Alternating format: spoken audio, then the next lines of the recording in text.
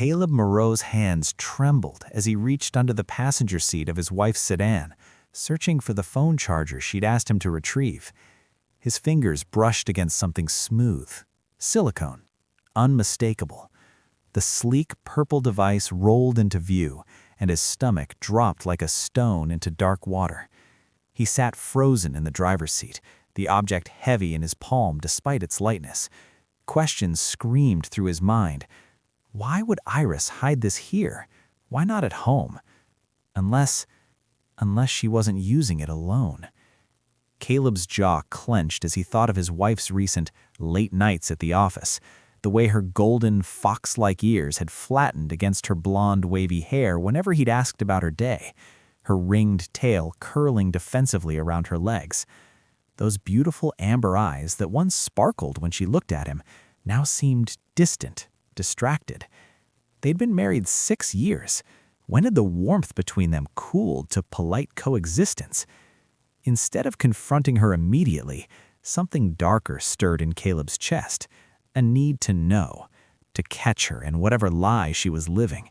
He carefully returned the toy to its hiding place, but not before stopping at a specialty shop downtown. The clerk had looked at him strangely when he'd requested the edible, chili-infused lubricant. "It's, for a prank," Caleb had mumbled, feeling his face burn. The young employee had simply shrugged and processed the sale.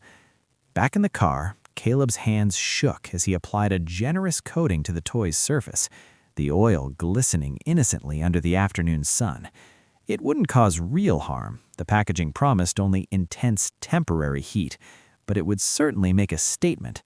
It would force truth into the open one way or another. As he carefully repositioned everything and locked the car, guilt gnawed at him. Was this who he'd become? A man who played petty tricks instead of having honest conversations? But the image of Iris with someone else, her soft, fur-tipped ears pressed back in passion, her tail wrapped around another person's body, burned too hot in his mind. He needed answers, even if his method of getting them made him feel like a stranger to himself. Tonight, he would watch, he would wait, and he would finally know the truth. 3 days passed before anything happened. 3 days of Caleb watching Iris move through their home like a beautiful ghost, her blonde waves catching lamplight, her tail swishing absently as she prepared dinner, those delicate fox ears twitching at every sound except his voice. On Thursday evening, everything changed. Caleb was in his home office when he heard it, a sharp gasp from the master bathroom, followed by a string of curses he'd rarely heard from his wife's lips. His heart hammered as footsteps rushed down the hallway. Iris burst through his office door, her face flushed crimson beneath her golden fur, ears pinned flat against her skull, tail bristling with agitation. She wore only a silk robe, hastily tied. "What the hell did you do?" Caleb swiveled in his chair, forcing his expression neutral despite the guilt churning in his gut. "I don't know what you mean." "Don't play games with me, Caleb." Her voice cracked, tears welling in those amber eyes. "The toy in my car, there's something on it, something that burns like fire, and you're the only one who—" She stopped abruptly, realization dawning. "You went through my car. You found it." The silence stretched between them like a chasm. "Yes," Caleb said finally, standing to face her. "I found it 3 days ago, and I've been wondering ever since why my wife needs to hide something like that in her vehicle instead of our bedroom, unless there's someone else involved." Iris's ears shot up in shock. "Someone else? You think I'm—" Her tail lashed behind her. "You thought I was cheating, so instead of asking me like an adult, you sabotaged my personal item with chili oil?" What was I supposed to think? Caleb's voice rose to match hers. "You've been distant for months, late nights, avoiding conversation, and now this hidden in your car like some dirty secret?" "It is a dirty secret," Iris shouted, then her voice dropped to a broken whisper. "But not the kind you think. God, Caleb, when did we become people who can't even talk to each other?"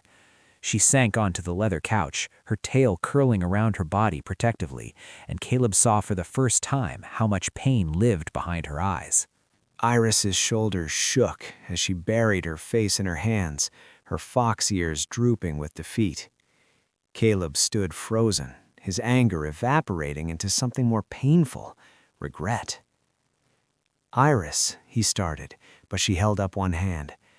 "Let me explain, please." She drew a shaky breath, her tail uncurling slowly. "I bought that 6 months ago. I keep it in the car because I can't bear to bring it into our bedroom, where you sleep 3 feet away from me every night, completely unaware that I'm dying inside."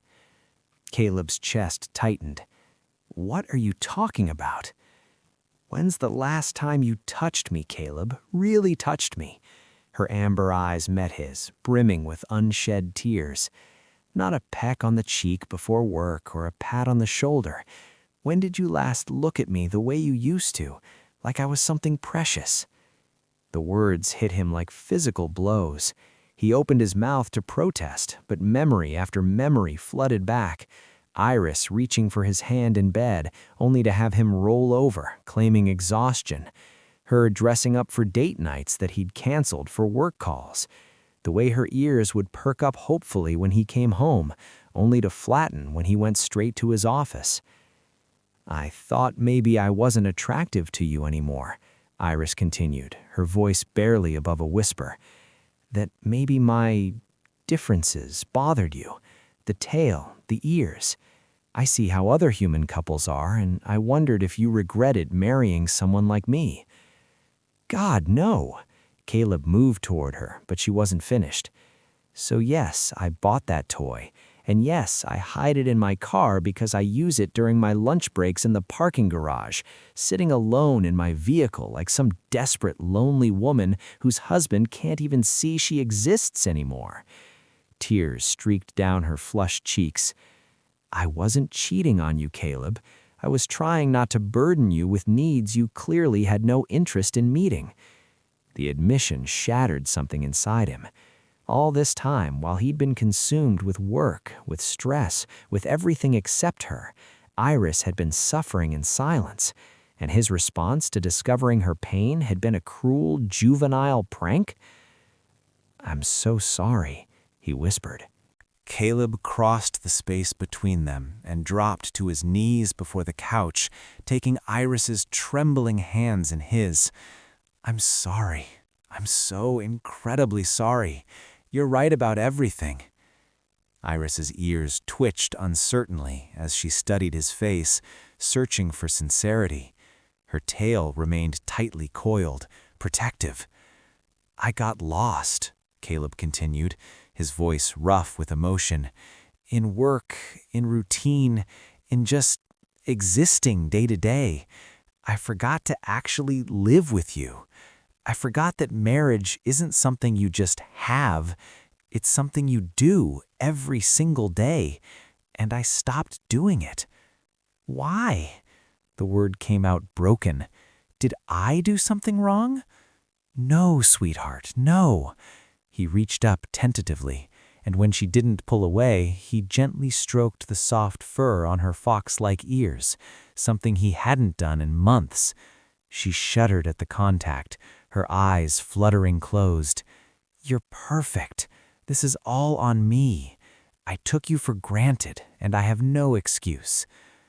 Iris leaned into his touch, a small sound escaping her throat. "I missed this. I missed you touching me like I matter." "You matter more than anything." Caleb rose enough to sit beside her, pulling her into his arms.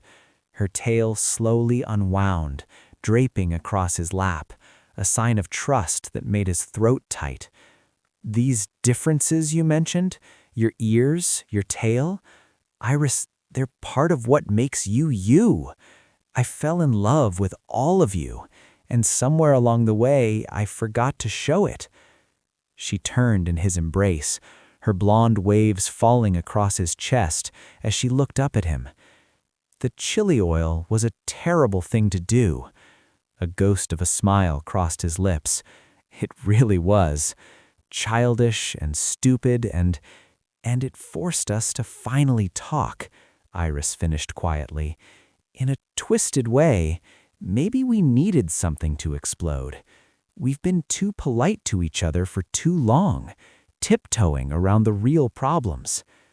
Caleb cupped her face gently, his thumb brushing away the tear tracks on her cheek. No more tiptoeing, no more silence. I want to know everything, every need, every thought, every feeling. I want my wife back. I'm right here. I've always been right here. Their kiss started tentative, almost shy, two people rediscovering what they'd nearly lost. But as Iris's arms wound around Caleb's neck, her soft fur brushing his skin, something ignited between them that had been dormant too long. Caleb's hands moved reverently through her blonde waves, down the elegant curve of her spine, carefully stroking the base of her sensitive tail.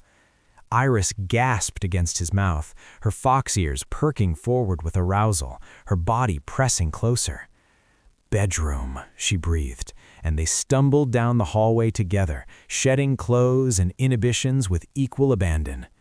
In their marriage bed, that space that had become more symbol than sanctuary, they came together with desperate tenderness. Caleb took his time, relearning every inch of her body, paying special attention to the places where soft fur transitioned to smooth skin. He kissed the backs of her ears, felt them twitch and flatten with pleasure. He traced the length of her tail as it wrapped around his forearm, anchoring him to her. Iris moved beneath him with abandon, no longer hiding her needs or her desire. She guided his hands, his mouth, teaching him again what she loved, what made her gasp and arch and whisper his name like a prayer. When they finally joined together, it felt like coming home after a long, painful exile. Caleb watched her face as pleasure built between them, the way her ears flattened completely, the way her tail tightened around his leg, the way those amber eyes locked onto his with an intimacy that went far beyond physical connection. "I love you," he said as they moved together, the words infused with every apology, every promise, every feeling he'd failed to express for too long. "I love all of you. I'll never stop showing you again." "I love you too," Iris gasped, reaching her peak with his name on her lips. Afterward, they lay tangled together, her tail curled possessively around his waist, his fingers gently stroking her ears as she rested her head on his chest. The room felt different now, warmer, fuller, alive again. "Tomorrow," Caleb murmured into her hair, "I'm canceling my morning meetings. I'm taking you to breakfast, and we're going to start dating again. Properly this time." Iris smiled against his skin, her ears contentedly relaxed. "I'd like that. I'd really like that." Sometimes love doesn't need to be found. It just needs to be remembered, nurtured, and given the truth it deserves to flourish once more.